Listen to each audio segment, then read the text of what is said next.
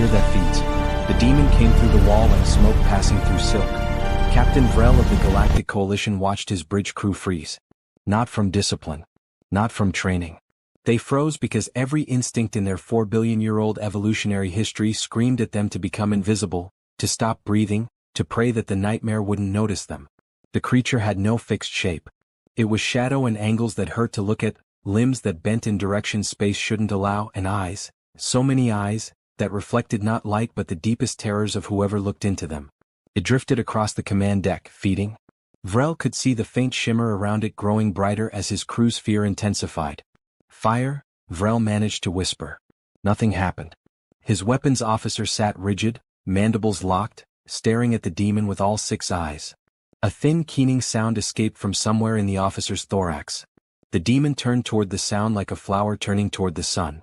Vrel had fought in the Kresh Rebellion. He had held the line at the breaking of Andrus Gate when 3 systems fell in a single day. He was not supposed to feel like this, small and helpless and certain that death was too kind a word for what was coming. Then the creature was gone, sliding back through reality as if the universe itself couldn't wait to close behind it. Vrel's crew remained frozen for 17 seconds. When they could finally move again, 3 of them collapsed. 2 began making the high-pitched distress calls of their species.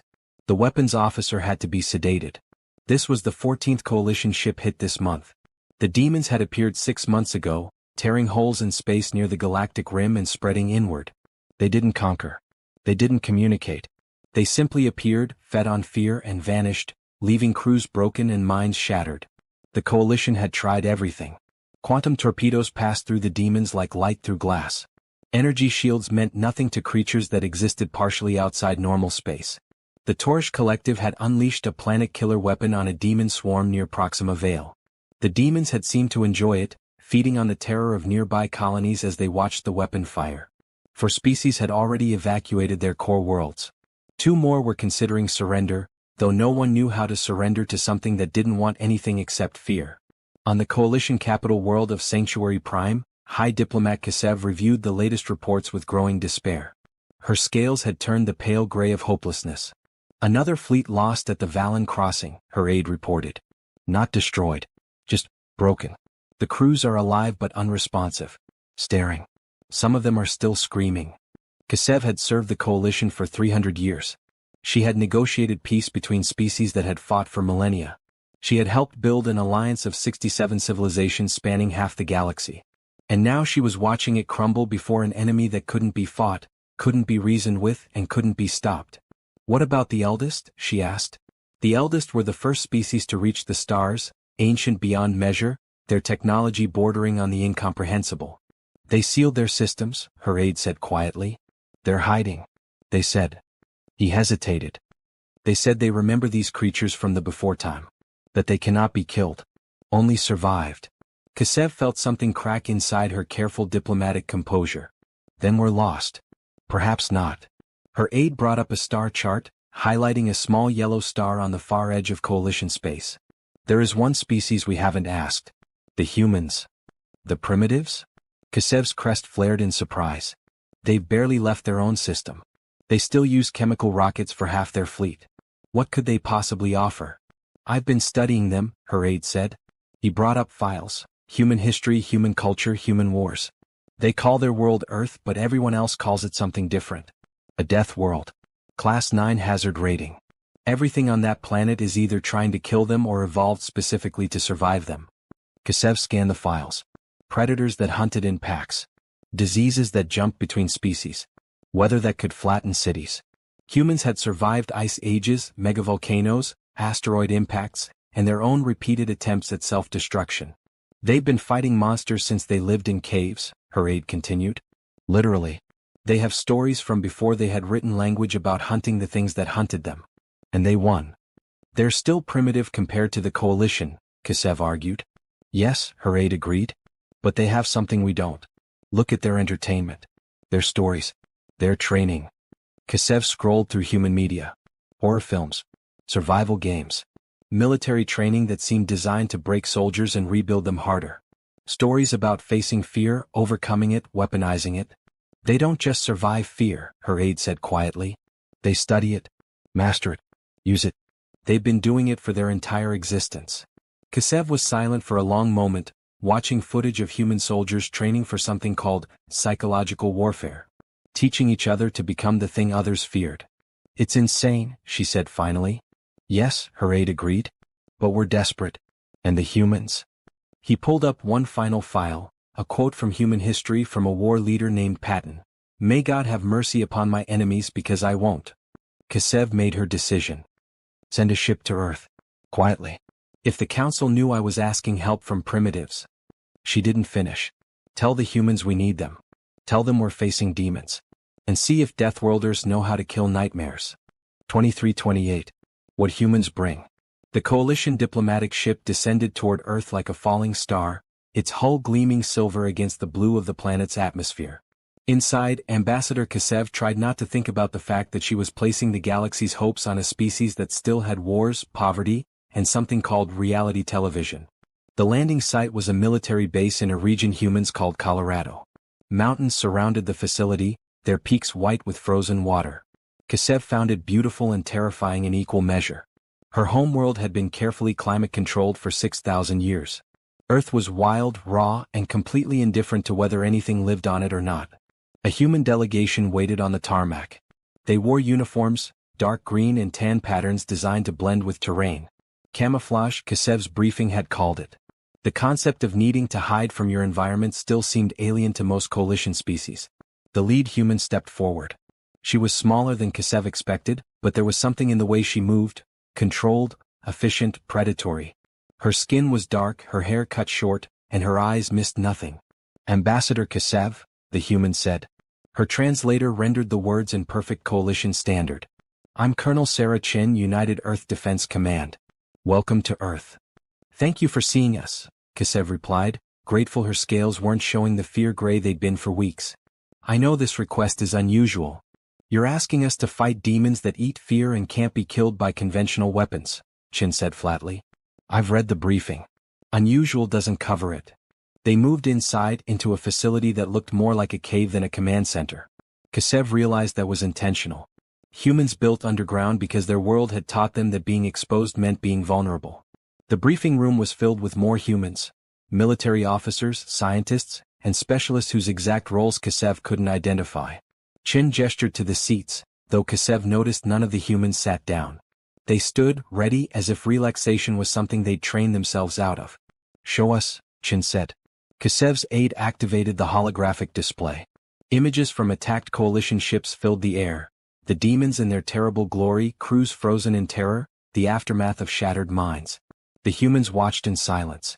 Kasev studied their faces, looking for the fear response she'd seen in every coalition species. She saw concentration instead.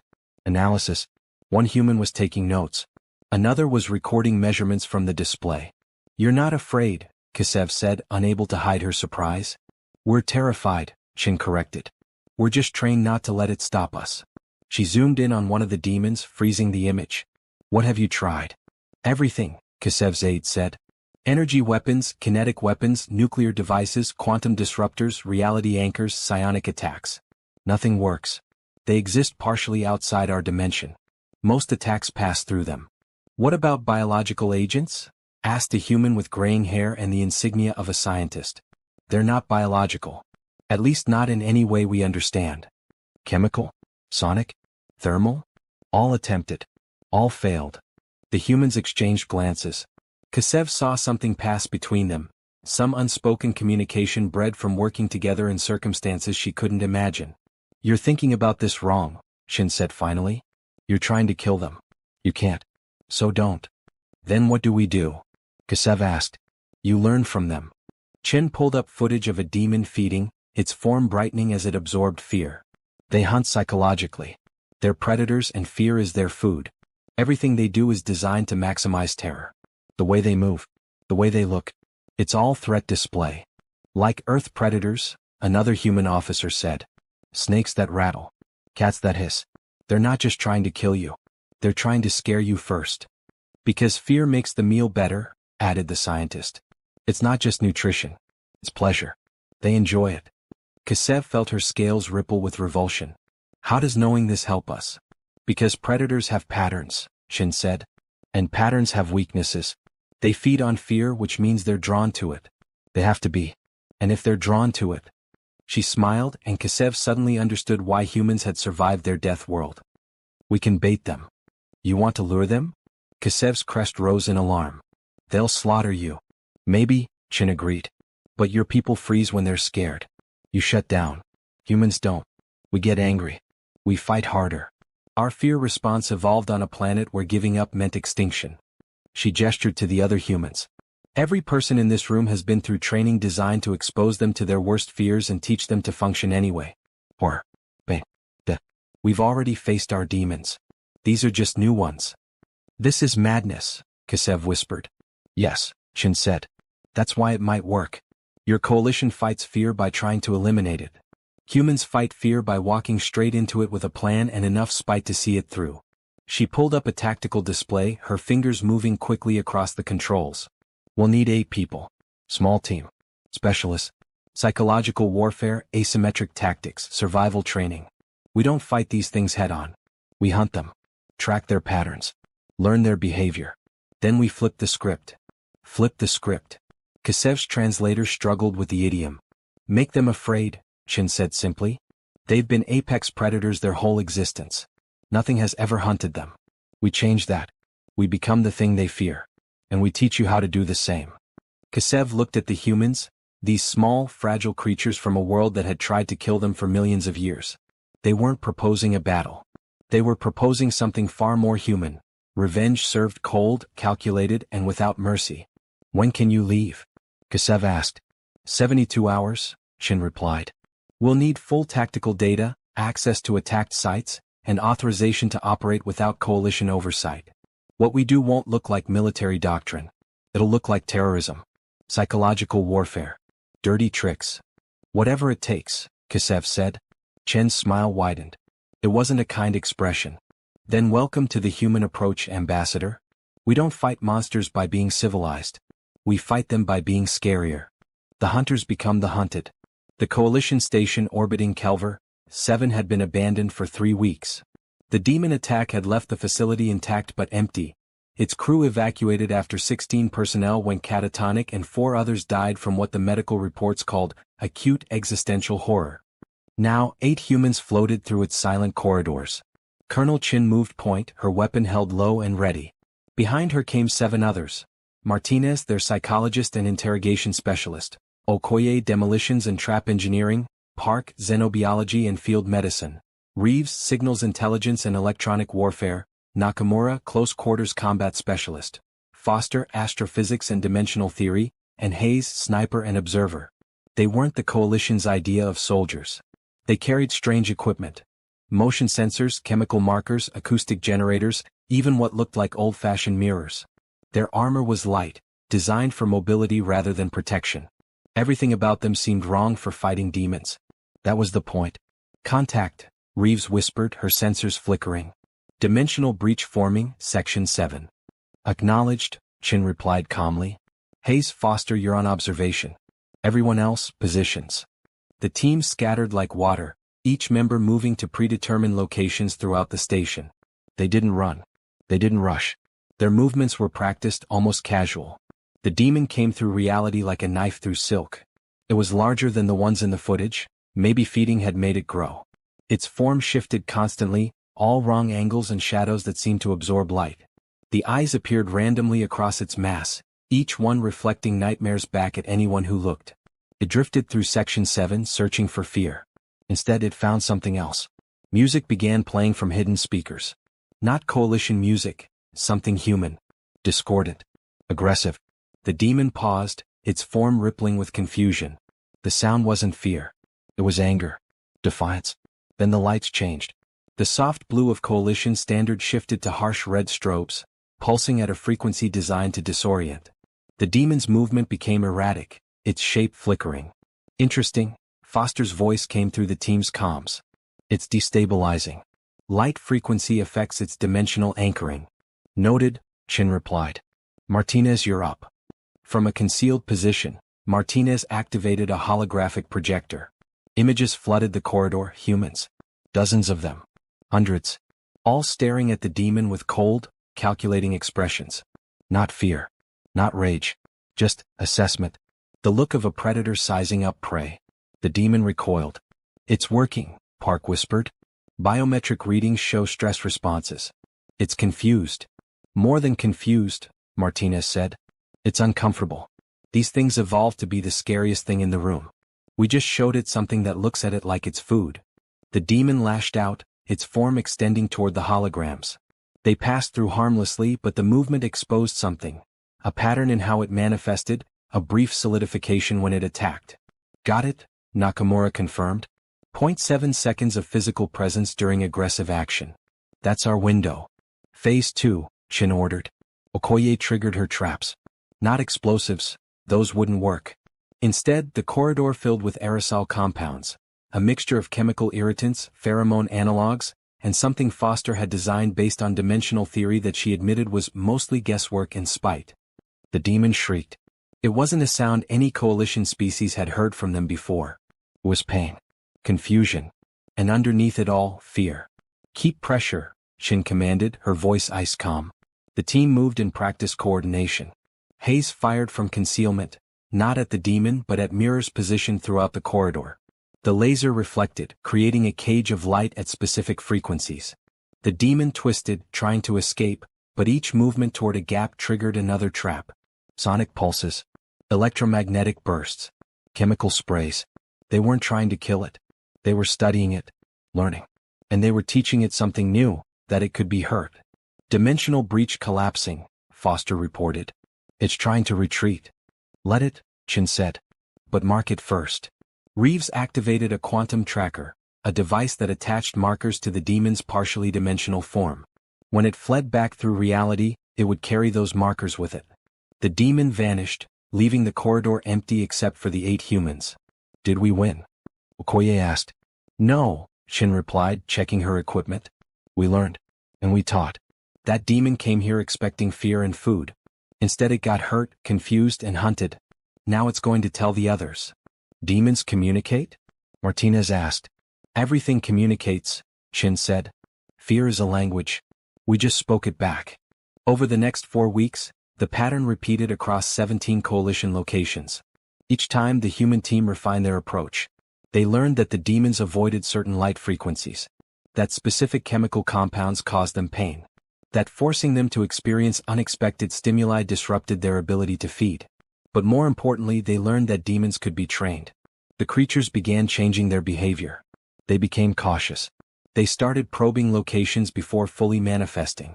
Some avoided stations where humans had been entirely. The demons were learning to be afraid. It's working, Ambassador Kasev said, watching footage from the latest engagement. Demon attacks are down 30% in human-protected sectors. Not enough, Chin replied.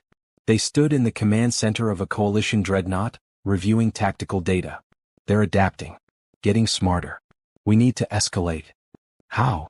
We stop defending and start hunting. Chen pulled up star charts showing known demon breach points. They retreat to somewhere between dimensions. We've been tracking their quantum signatures. Foster thinks she can build a device to follow them. Into their dimension? Kasev's scales went pale. That's suicide. Probably, Chin agreed. But that's where they feel safe. Where they don't expect threats. We take 8 people through, we hurt them where they live, we make them understand that nowhere is safe anymore. Why would you do this? Kasev asked. These aren't your people being killed. This isn't your fight. Chin was quiet for a moment.